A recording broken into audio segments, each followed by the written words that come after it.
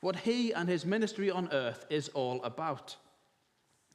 In Mark, Jesus says, "It is not the healthy who need a doctor, but those who are ill. I have not come to call the righteous, but sinners."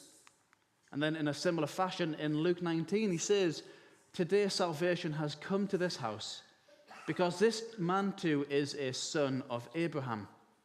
For the Son of Man has come to seek and save the lost." If you ever wanted to tell someone simply what Jesus was here to do, then there you go. It is right there.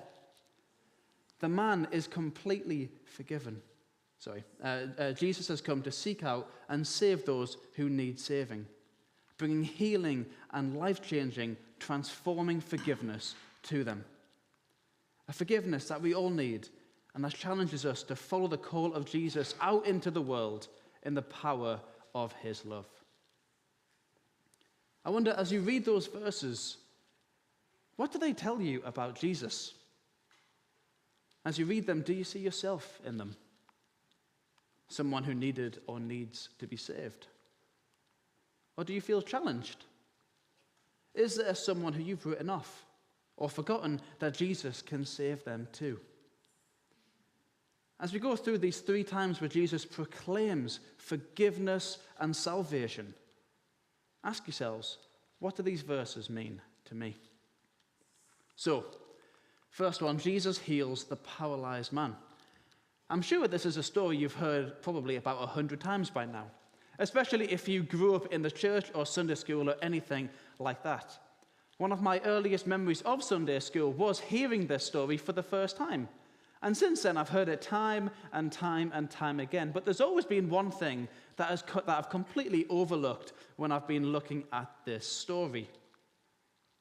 And that is, and on reflection actually, it's a huge bit of the story, so I'm surprised that I ever missed it. Let's see if you have as well.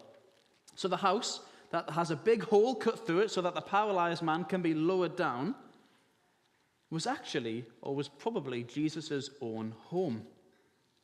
Tom Wright points this out in his commentary, and as I looked at it again, the passage does clearly say that Jesus came home.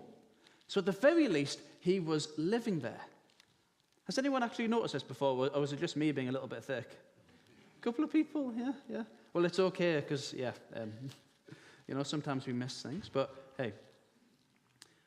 Knowing this, I think, opens up a new dimension to Jesus and his response.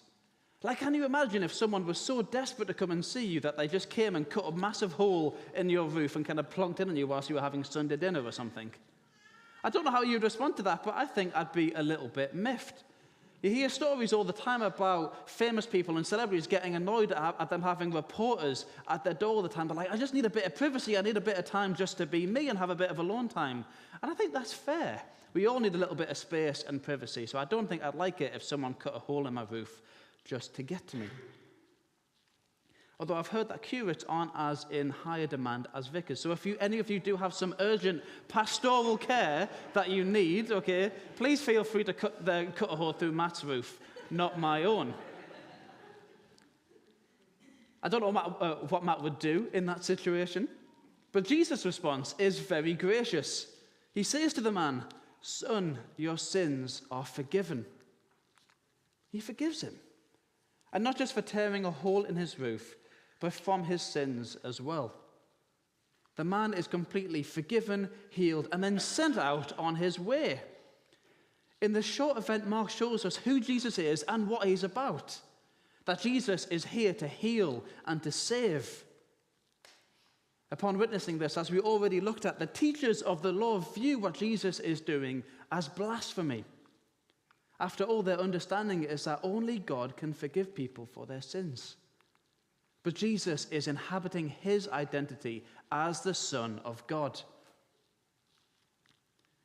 He alone has the authority to save and to forgive sins. And that is what we see him do throughout the Gospels. And not just to the people who fit in, or the people who seem like they're living holy lives, but to everyone. Mark is showing us straight away that Jesus is God and that Jesus is here to seek out and save everyone, no matter their background or anything else.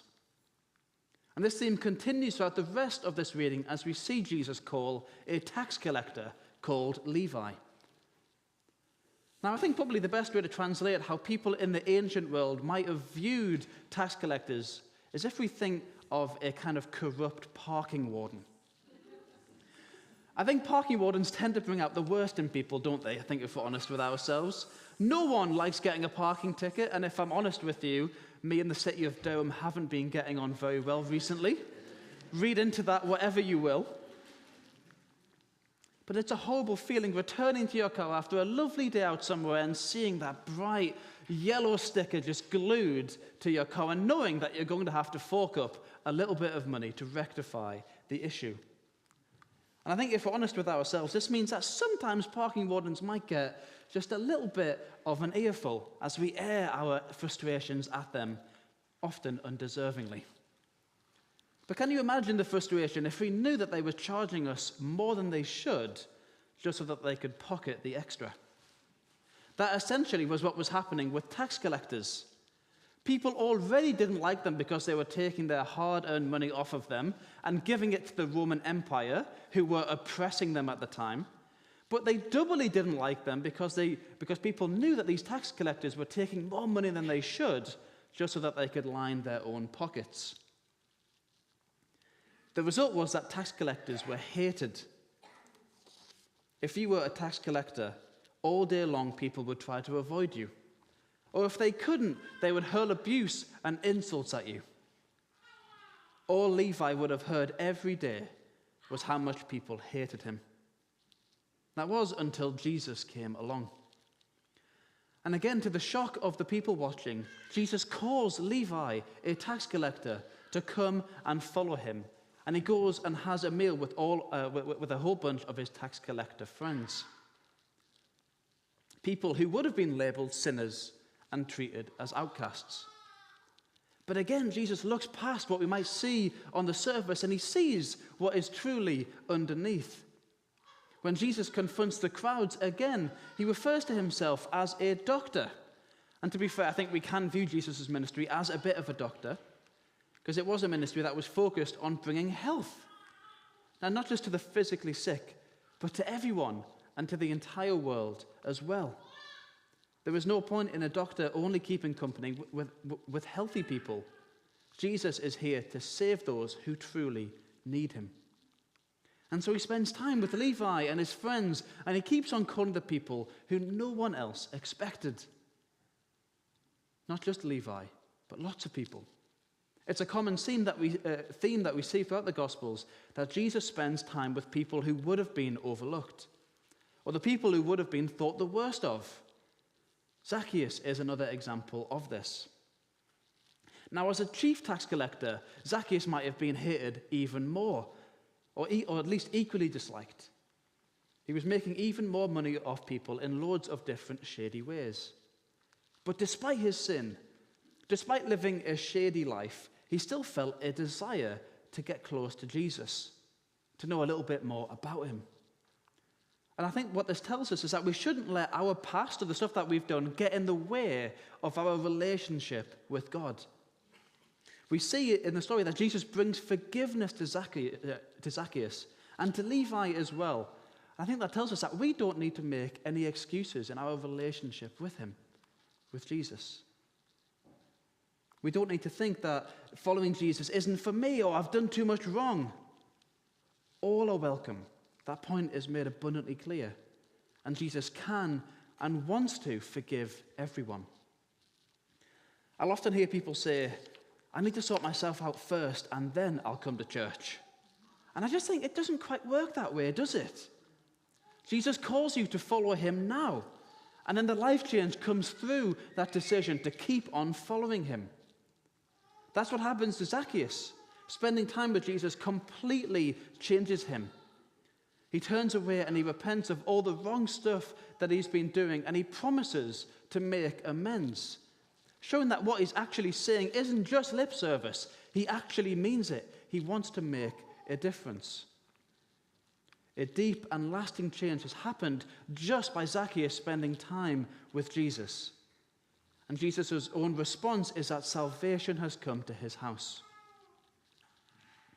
So in all three of these encounters, Jesus declares forgiveness of sins, and the person's life is completely changed forever afterwards, whether that's being healed or being called to change and live a different life altogether, a life of following Jesus.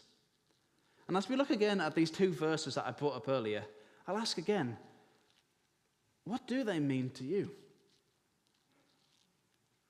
For me, these two verses challenge me not to judge people, instead to see their worth, to question who it is that I spend most of my time with and why. To remember not to judge people who are different from me, and to wonder, how can I better welcome them into my life and into this church as well? Not excluding them or making them feel unwelcome. What labels am I sticking onto people to justify how I might be treating them? For me, most of all, I feel challenged to remember that God can bring about transformation.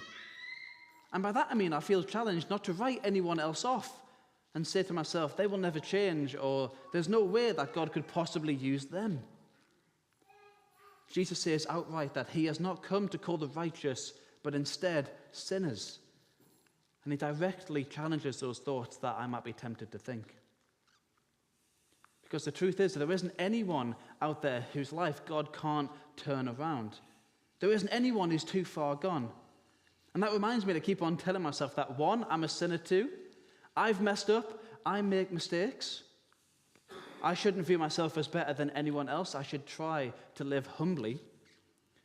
And two, to recognize that if God can do a work in me, if God can call me to follow him and turn my life around, then he can do the same with anyone.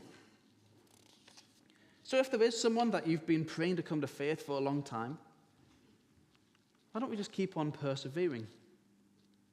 And if there's someone who you think might be too far gone, remember that God can do a work in their lives. That Jesus has come to seek and save the lost. There isn't anyone he cannot reach. Remember that we are encouraged to extend his healing welcome wherever it is needed, to trust that God is at work. I haven't mentioned this bit yet because I thought I'd save it for the end. But Jesus calling Zacchaeus in that story earlier a son of Abraham would have reminded the people present that actually this person that they've been looking down on all of their lives, was actually equal to them. In the same way, we are all equal to God, sons and daughters. We shouldn't think that we are above anyone else, and we shouldn't underestimate the transforming work that Jesus can do in all of us. And so my final thought then is, if we are all sons and daughters, if we are united under Jesus, is there someone that we need to forgive? Now, forgiveness, I think, is one of the most powerful things in the world. It tears down barriers, it brings an end to conflict, it heals years of pain and separation. It's important. But I think if we're honest with ourselves, it's also costly as well. Especially when the person that we need to forgive has wronged us or hurt us in some way.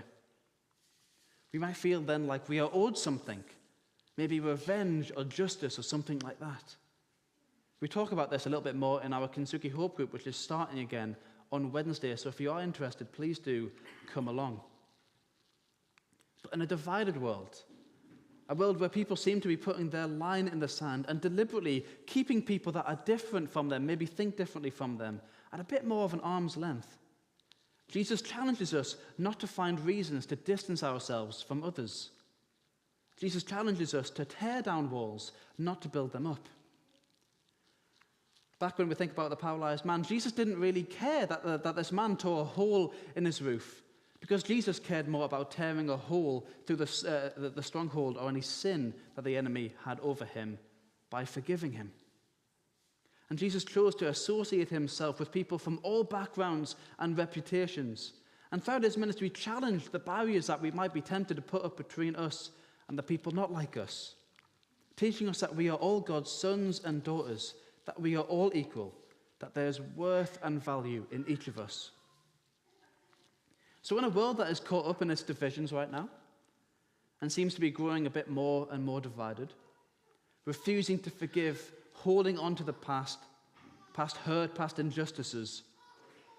How powerful will it be for us to continue Jesus' ministry of inclusion and forgiveness? To seek reconciliation, to choose not to hold on to past hurts, but to forgive. Recognizing that we first have been forgiven by Jesus and are called to be sons and daughters in God's kingdom. Now, obviously, you all know your own situations better than I ever will. And so approach this all, what I'm saying, with a bit of wisdom. Don't do anything that's going to add further hurt or stress or pain into your life. And remember that forgiving someone doesn't always mean that we let that person back into our lives again. But it does mean that we choose to let go of the hurt of the past. And that is something that heals us and is good for us as well.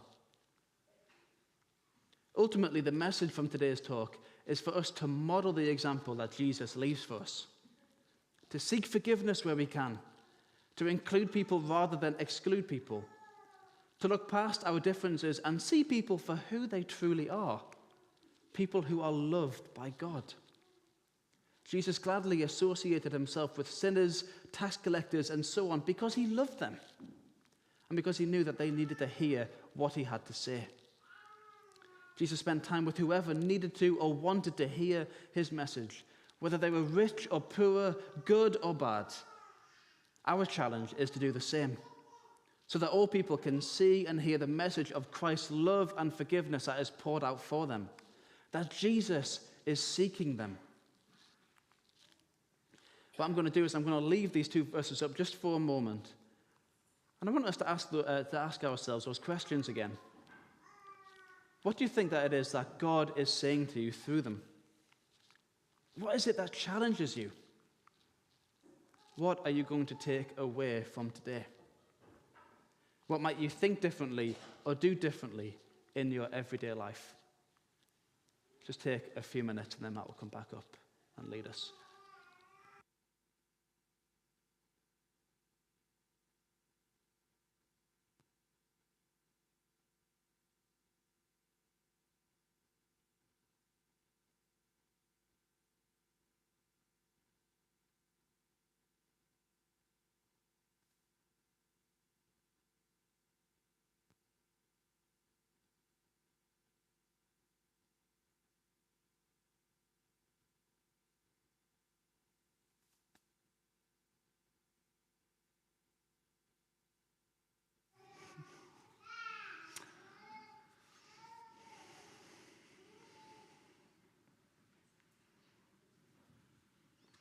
There's a few ways that you might respond today. Let's just stay in that moment of prayer. First of all, there might be people who feel like this is the first time for them that they've heard about Jesus and who he is. And you might just want to respond to him this morning. So if that's you, you might just want to say to Jesus, this morning, I want to open the door to start to explore what a life with you is going to mean. God, would you move aside all the things that might hold me back? And God, thank you that you're searching for me. I want to connect with you.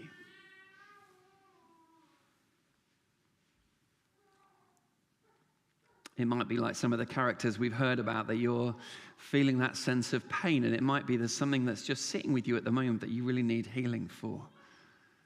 You might want to find a member of the prayer ministry team in a bit later in our service. But for the moment, God knows, and he wants you to come to him with it.